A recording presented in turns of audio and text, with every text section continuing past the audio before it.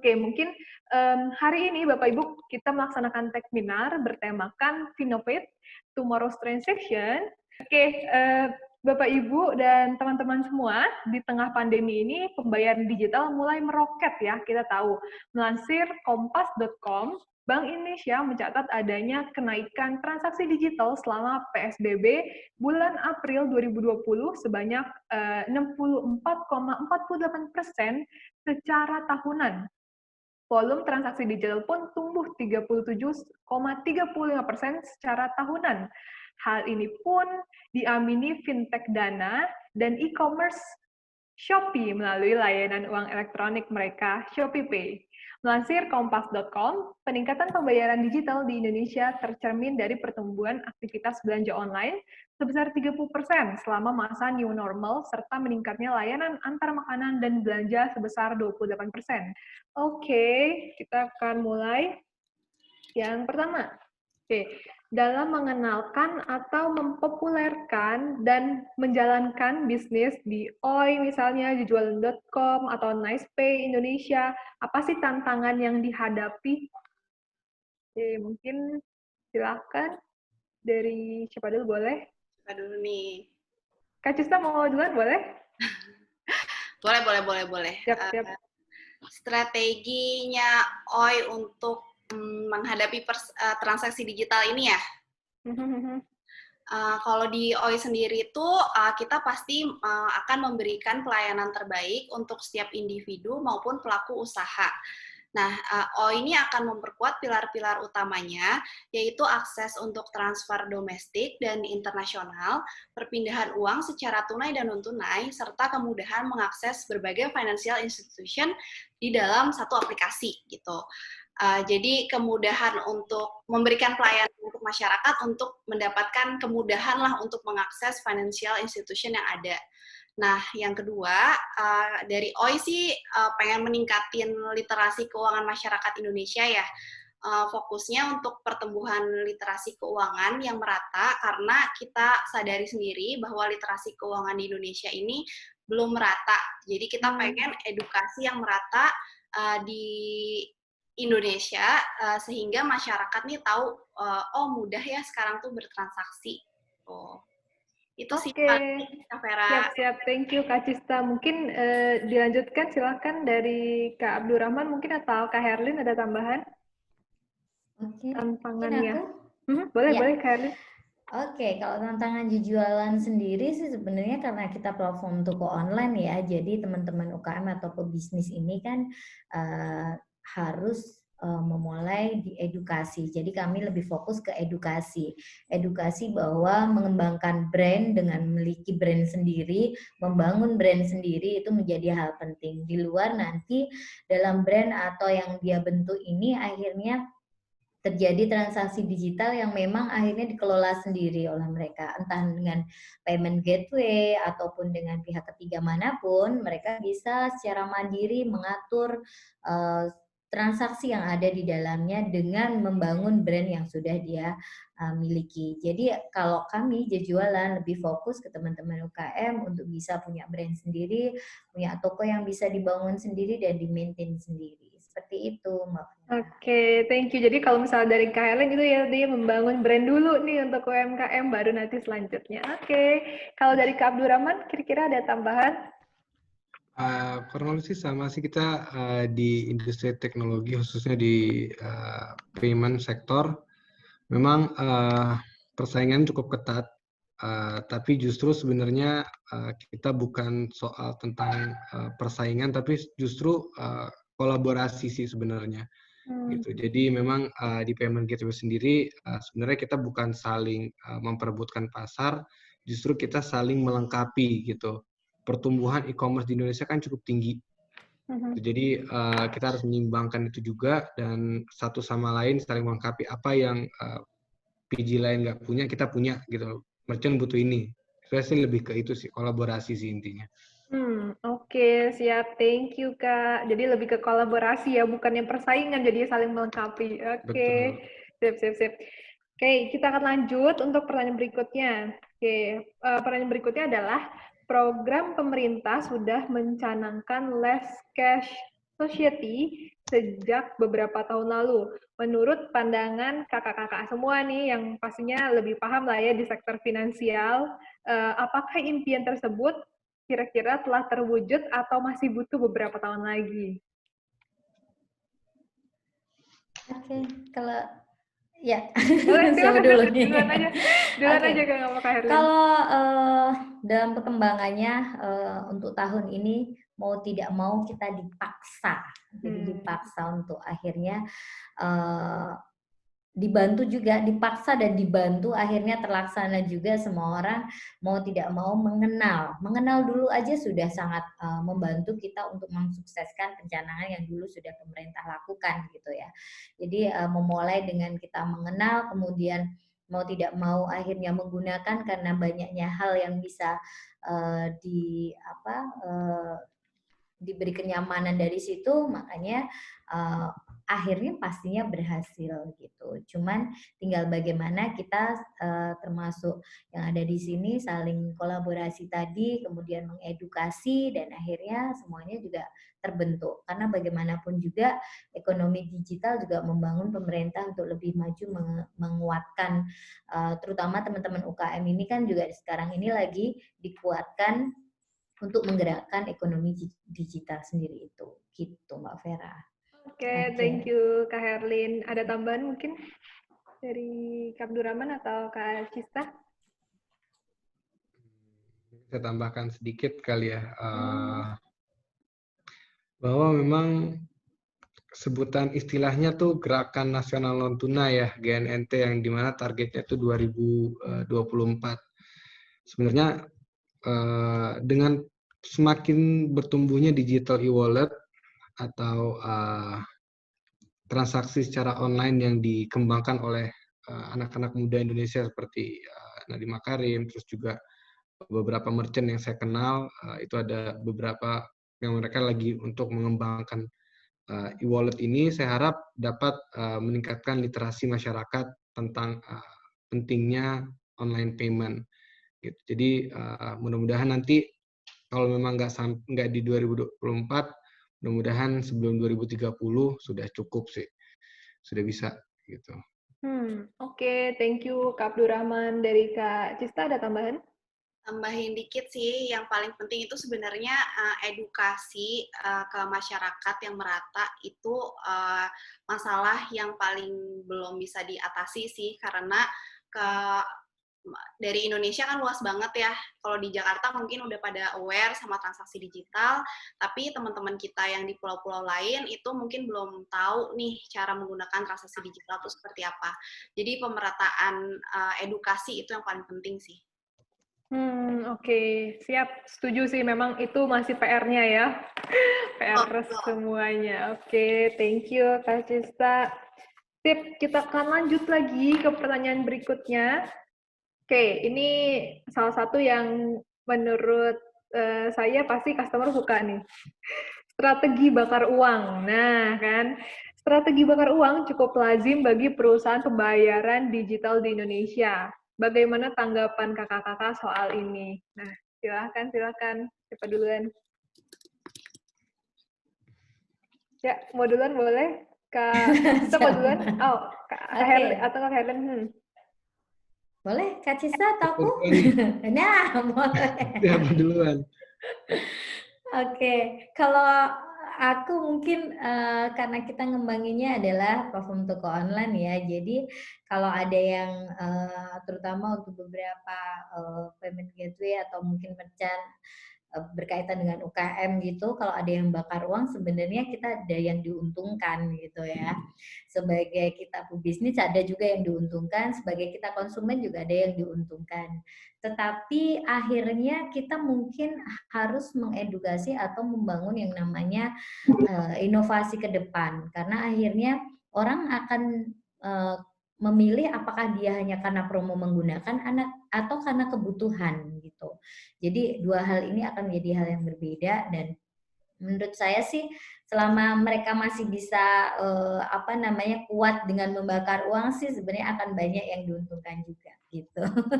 Oke, siap. Thank you Kak Erlin. Ada tambahan lagi silahkan. Saya coba nambahin Boleh. kali ya sedikit. Silakan.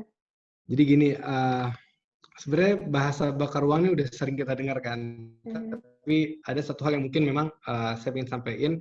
Sebenarnya saya nggak terlalu suka gitu dengan bahasa bakar uang gitu, karena yang mendirikan fintech ini atau digital wallet ini kan sebenarnya mereka bukan orang yang nggak paham tentang manajemen gitu. Sebenarnya bakar uang tuh terkesan seperti hal yang sia-sia mungkin ya. Tapi sebenarnya dengan adanya bakar uang ini, digital payment di Indonesia ini adalah melakukan proses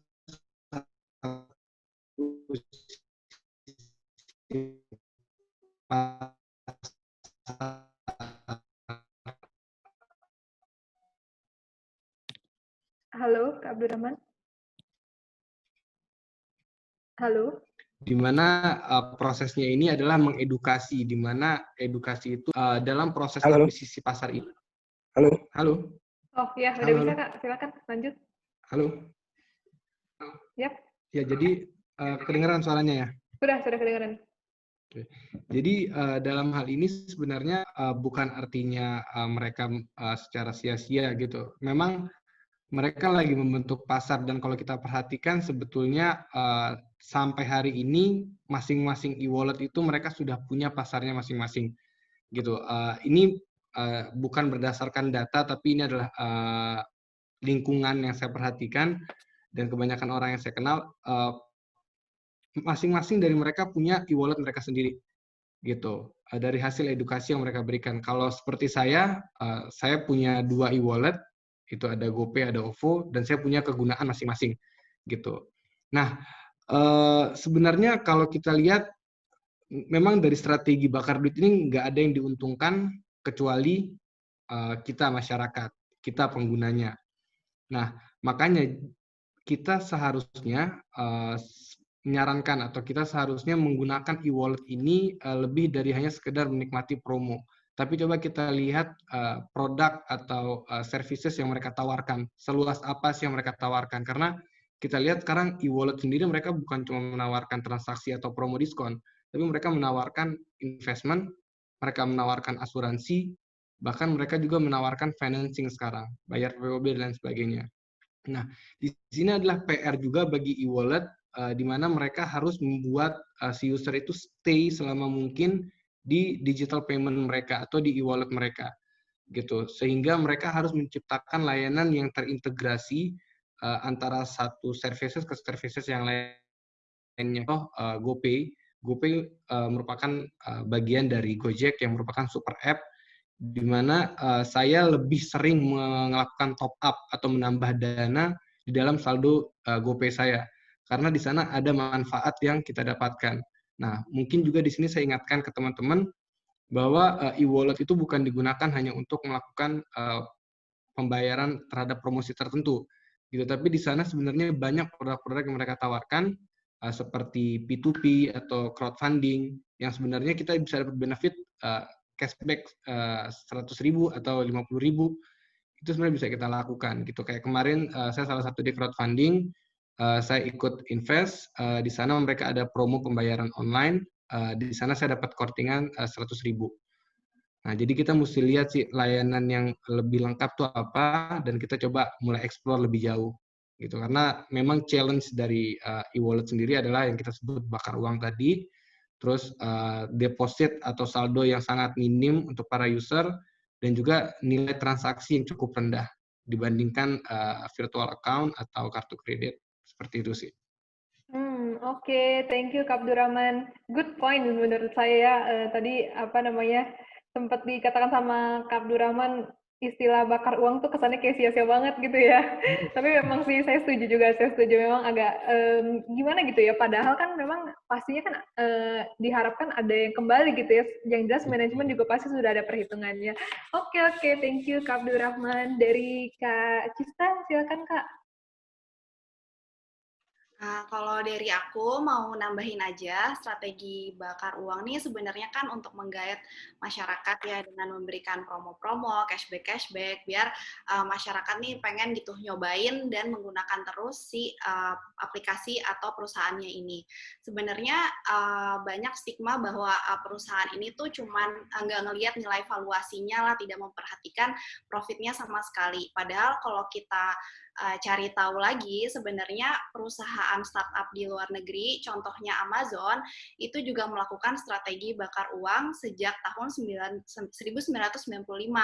Nah, sedangkan sekarang Amazon ini udah salah satu contoh perusahaan yang sukses dengan strategi bakar uangnya. Jadi jangan selalu kepikiran stigma bakar uang itu jelek gitu. Padahal sebenarnya ya kalau emang ngejalaninnya dengan benar, pasti juga perusahaannya akan untung kok.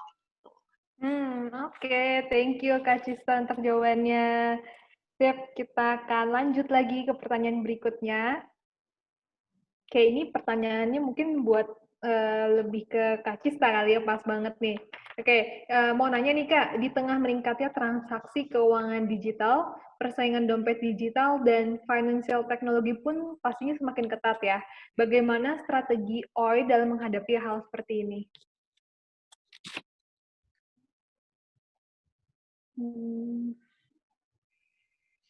Sebentar ya. Oke. Ya. Nah, strateginya OI sih udah pasti kita harus meningkatkan pelayanan kita ya ke end customer kita gitu. Kita harus tahu, kita harus memiliki sense of urgency dan kecepatan bahwa oh ini masyarakat lagi butuh A, B, C, D nih. Nah, sebelum kebutuhan masyarakat itu semakin membesar dan membludak, kita yang kerja di startup nih harusnya udah tahu duluan nih, kita harus bisa ngasih solusi A, B, C, D nih untuk masyarakat ini gitu. Jadi kecepatan dan urgency tools-nya tuh kita sense-nya tuh harus cepat gitu. Nah, setelah itu juga mungkin after sales-nya itu juga kita harus kasih yang terbaik sih. Contohnya kayak kita bisa nawarin transaksi kirim uang dengan limit yang besar tapi real time. Terkadang kan kalau kita ke bank nih mau transfer dengan nominal besar, ditawarin SKN atau non RTGS itu bisa lebih dari 3 jam ataupun 1-2 hari. Sedangkan kalau lewat OI ini bisa real time gitu. Jadi kita harus ngasih solusi-solusi yang dicari lah sama masyarakat gitu. Oke, thank you Kak Cista untuk jawabannya. Oke, pertanyaan berikutnya. Ini untuk Kak Herlin kayaknya, lebih untuk Kak Herlin. Kak Herlin mau tanya, apa sih perbedaan signifikan berjualan di marketplace dan memiliki toko online sendiri seperti jujualan.com gitu? Benefit apa sih yang sebetulnya bisa didapatkan? Sebenarnya yang utama seperti yang tadi saya sampaikan adalah branding sih ya. Jadi kalau di marketplace kan memang kita akan bertemu banyak sekali dan orang konsumen akan dengan mudah mencari sesuai pilihannya, dan brandingnya adalah di marketplace itu sendiri. Sedangkan kalau toko online kita memang ada stepnya ya. Di setiap pebisnis atau kalau saya fokusnya ke teman-teman UKM itu ada stepnya. Kapan mereka memulai dengan marketplace, kemudian kapan mereka punya website sendiri yang kemudian dia branding sendiri. Jadi kalau untuk Indonesia sendiri sampai saat ini lebih ke fokus edukasi. Jadi kalau dibilang tadi lebih dominan yang mana, kemudian yang efeknya bagaimana, sama-sama bagusnya. Hanya saja nanti pada step di mana UKM pada step tertentu dia harus punya branding sendiri, harus punya web sendiri, punya aset digital sendiri. Salah satunya adalah nama domain yang kemudian dia bisa lebih dipercaya atau kepercayaannya jauh lebih baik lagi. Seperti itu, Mbak Vera. Oke, thank you Kak Herlin. Oke. Sip, oke, masih ada satu soal lagi mungkin ya. Oke, pertanyaan berikutnya. Ada nggak tips dari kakak-kakak semua bagi yang ingin mendirikan perusahaan fintech sendiri nih? Siapa tahu kan ada nih calon-calonnya di sini nih. Peluang apa sih kira-kira yang masih terbuka lebar gitu? Wah, ini Agak susah nih aku. Kalau aku teman-teman UKM soalnya. Oh, UKM mungkin mungkin kuserahkan ke dua yang lain nih. Oke, kalau dari Kak Cista atau Kak Abdurrahman kira-kira bisa dibantu jawab atau gimana nih? Boleh, aku bantu jawab ya buat teman-teman nih. Sebenarnya aku sendiri belum punya fintech sendiri ya, aku kerja di O Indonesia, tapi mungkin ngelihat pasar yang sekarang berkembang karena fintech industri itu sebenarnya udah super pack, kayak udah banyak banget kan tadi jenisnya gitu. Kita sendiri nih harus tahu nih barrier to entry-nya dari setiap sektor tuh kayak gimana gitu. Nah, contohnya kalau misalkan e-wallet, payment, gateway, lending, P2P lending, investment, ini kan sebenarnya udah di red ocean ya, udah banyak banget kompetitornya. Kita carilah kira-kira fintech-fintech apa nih yang masih di blue ocean gitu, yang masih belum banyak ikan-ikan hiunya gitu. Nah, contohnya mungkin kalau aku boleh kasih contoh sih, crowdfunding sama insurance. Kalau crowdfunding kan sebenarnya nggak selalu tentang donasi ya. Kita bisa nge-spesifikin marketnya, jadi niche market kayak terbatas lah marketnya, tapi bisa variatif banget gitu. Contohnya kalau untuk mau buat research, crowdfunding untuk research, atau crowdfunding untuk stand-up comedian gitu. Jadi kan nature-nya bisa bervariatif banget ya. Gitu. Kalau untuk insurtech sendiri sih udah mulai berkembang ya sekarang, tapi belum di red ocean nih, masih di blue ocean lah gitu. Jadi buat teman-teman mungkin juga bisa digali tentang yang insurtech-nya, tapi balik lagi ke literasi di Indonesia ini kan masih rendah, sedangkan insurance ini kan ujung-ujungnya proteksi ya, proteksi diri sendiri itu kembali lagi ke keuangan pribadi gitu. Hedge fund-nya masing-masing setiap orang nih udah mau nggak sih ngeluarin uang untuk proteksi diri sendiri gitu. Jadi ya bisa lah dicari-cari celah-celah yang masih ada di blue ocean tuh yang mana aja gitu. Oke, thank you Kak Cista. Sama Kak Vera. Dari Kak Abdurrahman ada tambahan mungkin?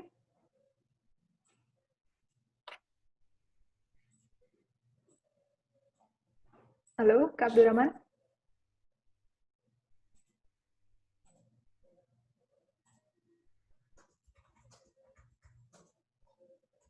Halo, Kak Abdurrahman? Apa sudah bisa? Belum unmute. Oh iya, udah diklik sih, cuma mungkin belum dari Kak Abdurrahman ya. Iya. Oke. Kalau saya sih paling mau nambahin juga. Siap, halo, udah? Sudah bisa, Kak? Ya, halo. Siap, halo, sudah? Oke, keren. Kedengeran ya. Jadi kalau saya sih mau menambahkan tadi katanya Mbak Cista, bahwa memang masyarakat Indonesia ini memang lagi melek banget sama yang namanya investasi gitu. Investasi bukan dalam artian investasi apa aja gitu. Artinya kita coba lihat crowdfunding yang dibutuhkan kayak misalnya saya sebut Investri, itu di mana mereka mengumpulkan dana untuk proyek Indonesia saat ini lagi sensasi seperti itu. Jadi untuk teman-teman yang memang mau mencoba untuk memulai bisnis atau startup fintech, coba dilihat ke sana. Atau juga yang kedua, mungkin bisa menyediakan solusi yang lebih khusus untuk perusahaan atau corporate, khususnya pemerintahan. Karena kita lihat sekarang aplikasi HR tuh cukup banyak gitu. Mungkin kita bisa menyediakan HR yang terintegrasi dengan mungkin kayak laporan pada saat si pegawainya sedang travel. Di sana kan ada pengeluaran dan lain sebagainya. Mungkin di sana kita bisa mengisi kekosongan layanan-layanan yang belum bisa disediakan oleh fintech yang ada di Indonesia pada umumnya. Gitu. Oke, thank you Kak Abdurrahman untuk jawabannya. Sip, dari pertanyaan saya udah habis. Berarti selanjutnya kita ke yang peserta aja ya. Yang peserta juga luar biasa sekali udah dijawab-jawabin, tapi nggak apa-apa ya, nanti coba mungkin ada beberapa yang kayaknya lebih jelas sih kalau dijelasin langsung gitu ya. Oke, mungkin saya ambil beberapa pertanyaan. Oke, ini pertanyaannya sedikit agak nggak nyambung sih, tapi ya nggak apa-apa ya, mungkin bisa dibantu jawab ya. Oke. Izin bertanya kepada Kak Cista, apakah dalam manajemen keuangan usaha kita perlu dasar akuntansi dulu atau tidak? Nah, ini kayaknya gara-gara Kak Cista tadi ngejelasinnya sempat tentang manajemen keuangan juga nih, makanya ada yang nanya. Yap, boleh dibantu mungkin? Nah, perlu atau enggak belajar tentang manajemen keuangan, sebenarnya itu yang menjadi masalah, salah satu masalah yang terjadi di masyarakat. Kenapa mereka kalau mulai bisnis itu tuh nggak ngelakuin pencatatan, karena ya itu sebenarnya mereka nggak ngerti cara mencatatnya tuh gimana. Tapi kalau memang kita udah ada niat untuk memulai bisnis, kita harus bisa dong untuk belajar lah, walaupun dulunya mungkin kita pas di SMA kita nggak belajar tentang itu, atau di kuliah juga kita nggak belajar tentang itu, tapi kan sekarang udah teknologi udah maju, udah ada YouTube, udah ada Instagram, udah banyak influencer-influencer yang menjelaskan lah tentang cara ngatur keuangan itu gimana, maupun pribadi ataupun usaha kecil gitu. Dan tadi balik lagi, udah ada fintech-fintech yang bisa ngebantu kalian untuk tahu, biar kalian tuh tahu nih pengeluaran apa aja sih yang dimasukin ke pos A gitu, atau pendapatan apa aja sih yang dimasukin ke pos B gitu. Jadi kalau untuk harus ngerti apa enggak, ya harus sih, tapi harus dalam apa enggak, ya enggak, karena sebenarnya kalian bisa belajar sendiri gitu, dari YouTube, dari Instagram, dari internet, itu kalian bisa baca-baca dan kalian manfaatin lah fintech-fintech yang ada gitu. Itu sih Oke. paling. Yap, thank you Kak Cista untuk jawabannya. Oke, ini ada pertanyaan lagi nih. Ini masuk ke chat saya langsung, bukan dari tim kita, soalnya ada yang penasaran kayaknya mau nanya. Oke, ada nggak Kak kira-kira tips dan trik kepada pengguna dompet digital agar terhindar dari kejahatan online, misalnya seperti penipuan gitu, kira-kira ada cara-cara khusus nggak sih buat kita biar tahu nih, oh ini penipuan nih, jangan dipakai atau gimana gitu? Kalau dari pengalaman sih ya, itu udah pasti kalau ada yang SMS atau nelpon bilang dapat hadiah, dapat undian, itu tuh jangan pernah ngasih OTP. Tapi sedihnya, karena aku emang kerja di bagian digital transaksi, masih banyak nih keluhan-keluhan dari masyarakat yang mereka tuh kena tipu gitu, kena fraud. Kalau ada yang nelpon ngaku dari dapat hadiah dari PT apa gitu, harus masukin OTP di aplikasi OI gitu. Itu kan sebenarnya balik lagi ke individu kitanya ya. Kalau kita paham tentang literasi keuangan, tentang keamanan, pasti kita nggak akan percaya dong kalau kita harus ngasihin nomor OTP ke orang lain gitu. Nah, jadi balik lagi sih kayak diri kita sendiri itu harus tahu dan jangan sampai ketipu deh gitu. Kalau misalkan ada yang nawarin hadiah, undian, itu jangan mau untuk ngasih nomor OTP sih, itu keamanan pribadi, KTP juga ya, KTP, nomor OTP, itu kayak data privasi kita yang sangat harus dijaga, karena itu sensitif banget, gitu sih. Jadi balik ke diri masing-masing ya.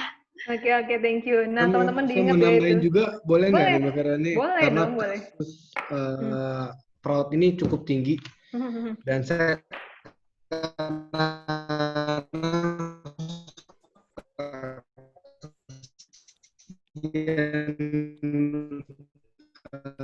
Halo Kak Abdurrahman. Halo Kak. Masyarakat yang memang jadi yang paling lebih kita bilang epic. Ya. Halo. Halo. Oh ya, nih baru jelas lagi Kak. Mohon maaf tadi sempat putus-putus. Jaringannya kurang ini. Tapi kejadian ini adalah teman-teman harus hati-hati. Sekarang ada praktek di mana merchant-nya ini atau customer ini lapor ke merchant atau ke partner kita di mana mereka mentransfer sekian dana ke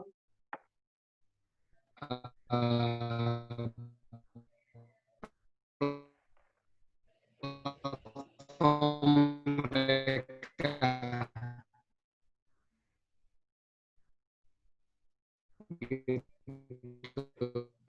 Jadi ternyata skemanya ada aku ini mendaftar ke dalam buat nama atau username mereka, lalu mereka menelpon korban sekian dana ke nomor rekening atau virtual account mereka. Pada saat si korban melakukan transfer, yang muncul username-nya adalah username PT yang disebutkan oleh si pelaku. Jadi nggak menimbulkan kecurigaan. Walaupun sebenarnya kalau kita lihat lebih jauh, akan muncul, ini adalah nama merchant. Tapi karena sudah kelihatan misalnya nama PT, nama PT BCA atau PT NicePay, hal ini membuat si korban nggak sadar, sehingga dia melakukan transfer. Gitu. Dan pada saat kita mau melakukan pembukuan dana, ternyata dana tersebut sudah ditarik oleh si pelaku. Maka teman-teman juga harus hati-hati pada saat melakukan transaksi gitu, walaupun namanya perusahaan atau apa, kita lihat pada saat melakukan transaksi seperti itu. Oke. Thank you Kak Abdurrahman untuk masukannya juga. Oke, kita akan lanjut lagi nih. Sebentar ya.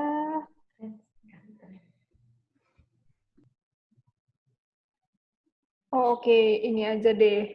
Ini kayak tadi udah sempat dijawab sih, tapi nggak apa-apa lah ya. Kita pengen tahu lebih halah. Ini pertanyaannya dari Kak Joanito Jeff.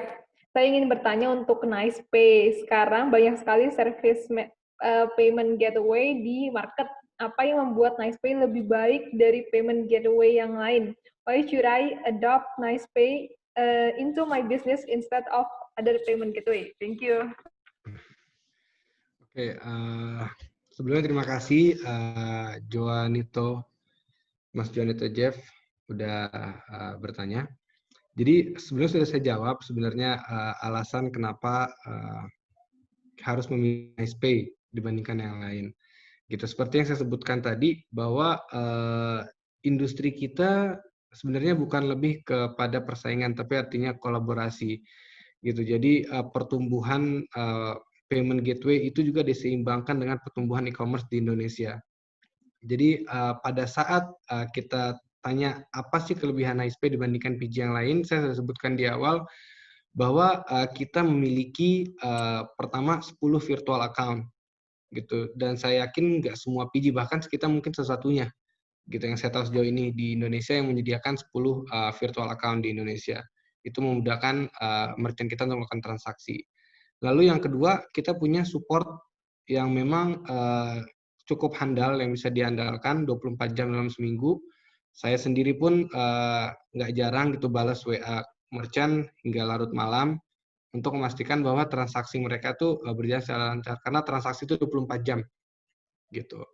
Jadi kalau ditanya apa kelebihan NicePay dibandingkan yang lain, why you should adopt NicePay? It's because NicePay is one of the pioneer of payment gateway di Indonesia. Gitu. Kita adalah pionir payment gateway sejak tahun 2011. Kita punya merchant-merchant besar yang pakai kita. Kita punya harga yang kompetitif, kita punya layanan yang cukup lengkap. Seperti itu. Jadi saya harap memang ada beberapa layanan yang kita nggak punya karena itu eksklusif dimiliki oleh PG lain. Jadi bukan nggak mungkin sebuah merchant pakai 2 atau 3 PG gitu. Cuma semakin lengkap layanan yang disediakan, maka semakin mudah merchant kita trade gitu. Jadi dengan menggunakan NicePay, saya harap kita akan memudahkan customer dalam melakukan transaksi dengan customernya. Yang kedua, dengan menggunakan NicePay, saya harap ke depannya merchant itu dapat menggunakan layanan kita yang lainnya.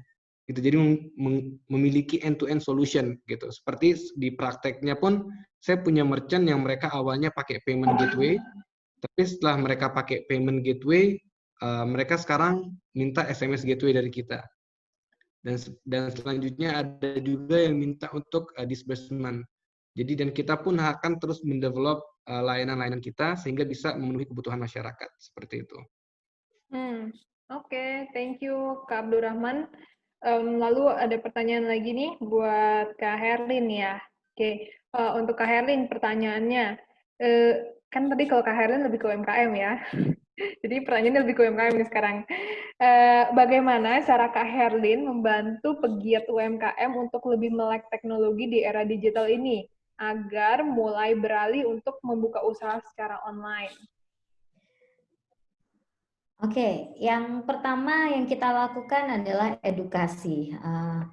Salah satunya kayak yang dilakukan oleh Karen ini juga salah satu kita mengedukasi mereka. Jadi kita berharap teman-teman UKM ini bisa lebih luas lagi untuk tahu informasi-informasi yang berkaitan dengan seminar online. Dengan begitu, mereka mulai teredukasi dan akhirnya mencoba. Di Jualan sendiri, kita memberikan edukasi itu dengan uji coba 14 hari.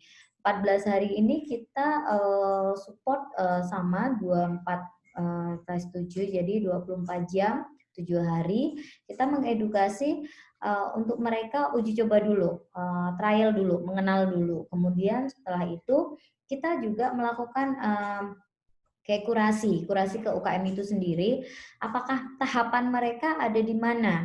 Apakah mereka adalah panglima tanpa pasukan, atau dia adalah orang yang memang sudah ke tahap yang lebih tinggi lagi, di mana dia panglima dengan berbagai pasukan, tetapi apakah pasukannya ini adalah yang sudah melek teknologi atau belum? Karena kalau teman-teman UKM di Indonesia ini kan benar-benar panglima tanpa pasukan, ya. Jadi dia adalah pemiliknya, dia juga adalah orang yang jualan juga, salesnya, dia yang produksi juga, gitu kan, semuanya dipegang oleh satu orang, sehingga perkembangannya untuk naik kelasnya dia juga susah payah. Tapi kalau sudah punya pasukan, mulai mengembangkan, kemudian juga mulai teredukasi, dia punya admin sosial media aja gitu ya, utama masuk itu mulai dari sosial media. Memang kita tidak bisa mengedukasi begitu saja teman-teman UKM ini langsung ke tahap punya web, kemudian bisa jualan dari situ, itu tidak mudah. Cuman kita arahnya akan ke sana dengan punya web, kemudian punya payment gateway, kemudian dia juga bisa meskipun transformasi tetap jadi yang utama, tapi mengenalkan mereka untuk tahap yang lainnya juga harus. Jadi fokusnya sebenarnya edukasi dulu. Dengan edukasi akhirnya mereka akan tahu tahapan mana yang mereka harus pijak untuk saat ini gitu. Jadi teman-teman UKM, khususnya mungkin yang ada di sini adalah bagian dari UKM, untuk naik kelas harus mulai dengan punya keinginan untuk punya pasukan. Jadi jangan sampai jadi panglima tanpa pasukan. Apa-apa dikerjain sendiri, akhirnya kita akan ada hal yang terbengkalai gitu. Seperti itu. Oke, terima kasih Kak Erlin. Nah, teman-teman Bapak Ibu semua, mungkin ada yang masih mau bertanya, karena sebagian mungkin jawaban udah dijawab-jawabin, luar biasa sekali speaker kita hari ini, semua langsung dijawab dengan jelas dan detail di chat box. Nah, jadi bagi Bapak Ibu teman-teman yang mungkin masih mau bertanya, kali ini kita akan buka kesempatan, jadi yang mau nanya langsung silakan nanti bisa gunakan aplikasi raise hand, ada di bawah kanan itu ya. Nanti langsung raise hand aja, kita akan bantu untuk unmute, jadi bisa langsung nanya ke panelisnya. Yuk, bagi yang mau tanya mungkin silakan. Ada yang mau bertanya? Mungkin bisa gunakan raise hand-nya. Karena kalau tidak, mungkin akan kita tutup. Saya ada pertanyaan, seberapa secure data kita?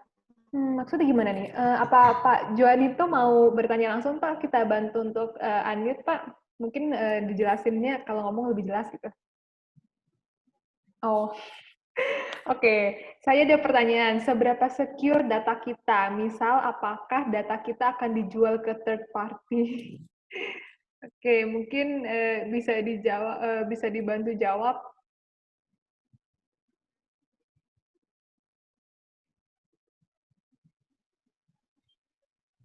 Yap. Dari Kak Cista atau Pak Abdurrahman mau bantu jawab atau gimana? Aku jawab dikit ya, karena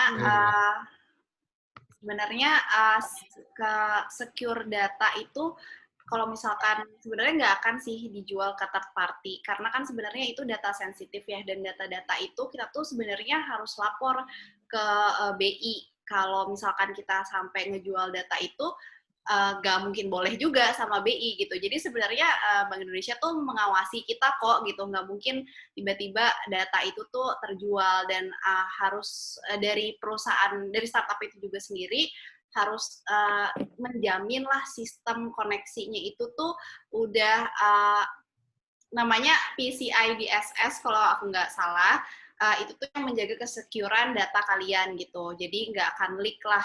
Tapi aku mungkin cuma bisa jawab segitu, bisa ditambahin sama Kak Abdurrahman mungkin.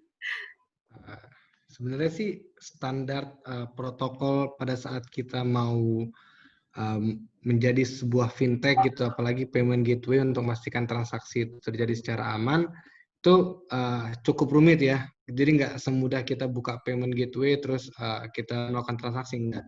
Jadi memang ada standar-standar, ada prosedur-prosedur yang harus kita lakukan untuk memastikan seluruh transaksi itu ditransaksikan dengan aman, gitu. Aku mungkin mau menjawab pertanyaan dari Mbak Winda, kali boleh nggak? Soalnya Mbak Winda di chatbox.